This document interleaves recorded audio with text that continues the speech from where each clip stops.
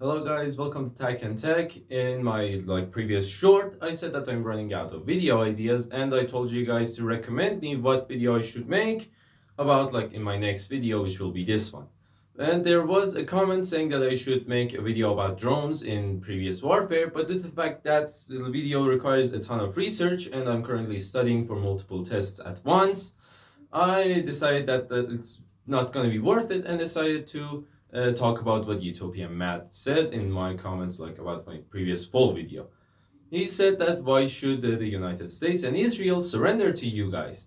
Well, there are plenty of reasons, but it's not real. You take this video as a fun video. There is no need to take it as hard as you did on my other videos. None of this stuff I'm going to be saying is true. It is true, but a part of it should not be taken seriously. That's what I really mean. It shall not be taken seriously as it's more of a fantasy or fun video. It's just like a stand-up comedy, okay? Don't take it so seriously. Well, first things first, we are Persians. That's the first ever superiority that we have to all other people in the world. We are Persians, and due to this, we believe that we are literally the proudest creature in the universe. This literally, I literally mean it, such as I myself feel like I am superior to every single man being on earth while I'm walking back from school to home because I see tons of people and I see they're doing nothing. And then I think about it and then I do a lot of things, such as I study, as I said, for multiple tests at once, and I'll also record weekly YouTube videos, which is my part of the deal. And your end of the deal will be to like the videos and to subscribe to the channel to be able to watch more of those weekly videos. So let's get on to the rest of the things. The first thing that we would want to talk about is why are Persians superior? The first thing is tokhme. It's just basically sunflower seeds that are boiled up and we put up salt in them. And these are pretty simple to eat. You put them, it has a protective layer of armor, and then you put it right in between your teeth, and then it cracks, and then you just crack it enough for the actual sunflower seed to be able to come out, and then you put it in your mouth. And then we Persians actually eat a lot of tokhme because we Persians get bored a lot, and then when we don't have anything to do, we think about eating. And what do we have a lot to eat? Of course, as I said, we have a lot of tokhme, or basically just sunflower seeds. It's also one of the main signs of the fact that we really don't care about something that's going on. The day that the Persians launched a bunch of rockets against Israel, my uncle was here, and he was away from the land. He wasn't we could say he hadn't been in Iran for a long time, so he got used to what other countries do. So he started saying that there will be war, you must prepare, go charge your phones, go pack food, we may need to escape to other countries if there's going to be a rocket barrage, because we live in Tehran, the capital. And basically Iran is a pretty centered country where everything is centered around the city of Tehran. And if they're going to launch missiles somewhere, they'll definitely launch it toward Tehran, which is where we live.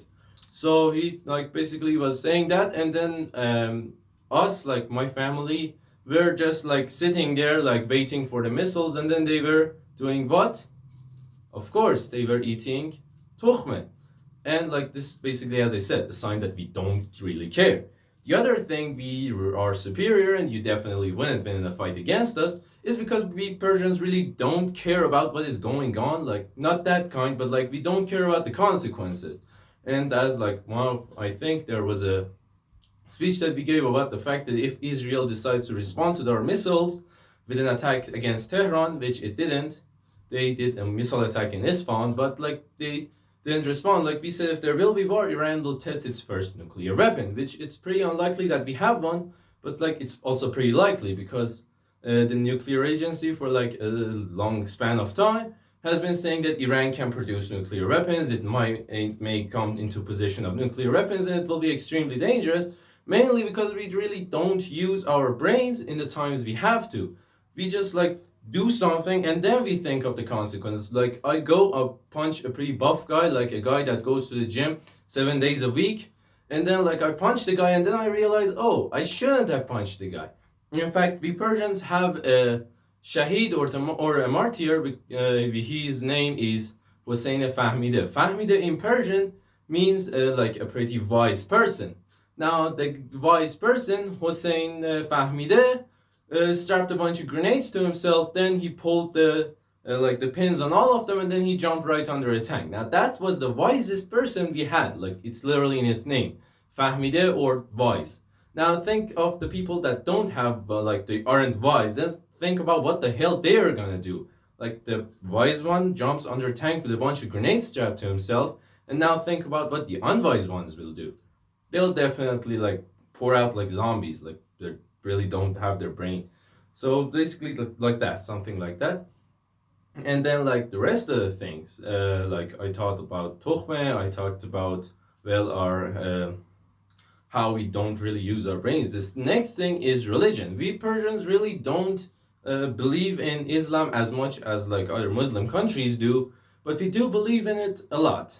Well, one of the things we believe in is jihad, or jahad, which basically means trying in the language of Arabic, but in like the Islamic culture, it means fighting the enemy. Now, fighting the enemy, as he said, is one of the greatest things that a Muslim can do. Now, this jihad also can be done with firearms, can be done with anything that's like going to physically hurt the enemy. Now, based on how important jihad is in the Islamic culture, is the fact that, like in the Holy Quran, it says that with a single bullet shot from a fighter, and like an enemy is killed with it, the person that made the bullet, the person that made the firearm, and the person that like delivered the bullet to the soldier shooting it, and the soldier that shot it, will all four go to heaven. That's like how high the place of like jihad is within the Islamic culture. Now, we are the Islamic Republic of Iran, so we're definitely going to have a lot of jihading going on if we're attacked. And so basically, due to this, you basically wouldn't want to mess with us, because as I said, we like, our religion forces us to fight for ourselves, and like we don't really use our brains, so we'll be pretty likely to believe all propaganda, and we may just come like 80 million angry people. Like, that's the entire population of Iran, I think. They'll come right at you, like you have 80 million people to deal with. In fact, militia was actually pretty effective against in the Iran-Iraq war. Like, the 8-year-old war against like Iran and Saddam Hussein in the beginning of Inqilab, where like Saddam attacked us, but due to the fact the forces were still like, it was the revolution just happened, so the forces weren't really like organized. So what were they? They were militias, because the supplies and ammo of the army fell in the hands of militias, and basically due to this, the militia was pretty strong. And when Saddam did his attack, he said that the armies are disorganized and will definitely be able to do something. Well, they couldn't, because when they attacked, militia were able to fight them back, and like they couldn't really hold them back, but they managed to delay their attacks enough for the elite troops of like the Shah and Shah army to reorganize themselves as the jihaders, and then come by and take the fight back to the Iraqis. And basically the war ended without any border changes, like not for like in the long term. Like during the war, the Iraqis took some of our land, we counterattacked, and we took some of their land, and then they retook it, and then there was peace. That basically was the entire thing of the 8-year-old war. It just basically explained an 8-year war in 8 seconds. You should thank me, definitely. This another thing, as I said, is pretty much we never use our brains, but when we do it in a pretty good way. Like many, like if you have seen many like great scientists have been Persian. Like not many, but Persian scientists have been great whenever they have been, such as Zakari Razi, who was the person that managed to discover alcohol. That was really, this is where we go. And then like another thing we have is bravery. Bravery is encouraged into the Persian culture in many ways. One of them being poems, which like we had a writer a pretty long time ago. His name was Ferdowsi. Ferdowsi was a writer that after the Arabs managed to take over Iran, they wanted to force their culture into our culture. And basically one of the things they wanted us to do was to speak Arabic.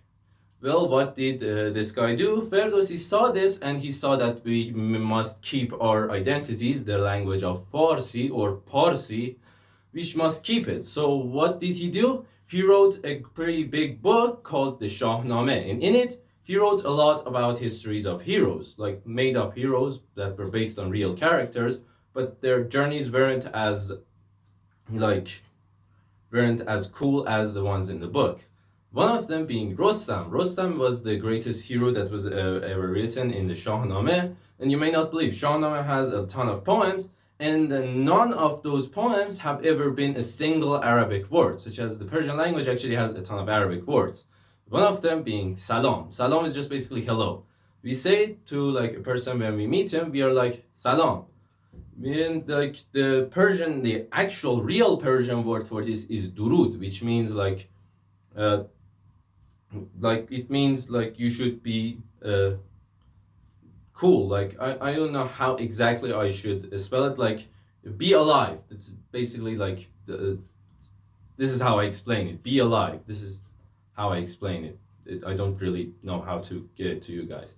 But anyway, and like due to this, there are lots of poems about lots of heroes written in this Shahnameh, and then there are also lots of other books that also put a ton of heroes in their books, and then they make us proud when we read them, and we're like, I'm gonna be like Rostam, and I'm gonna fight a lot of enemies at once.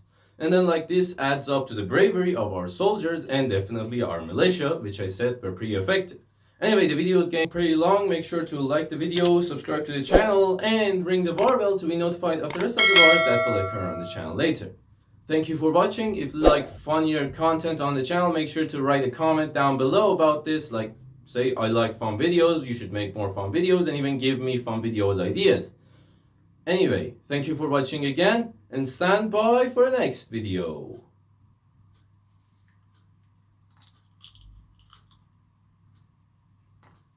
I really had to eat one. I couldn't finish the video without eating another one. Anyway, you should definitely like go watch another video that I'll definitely put up here.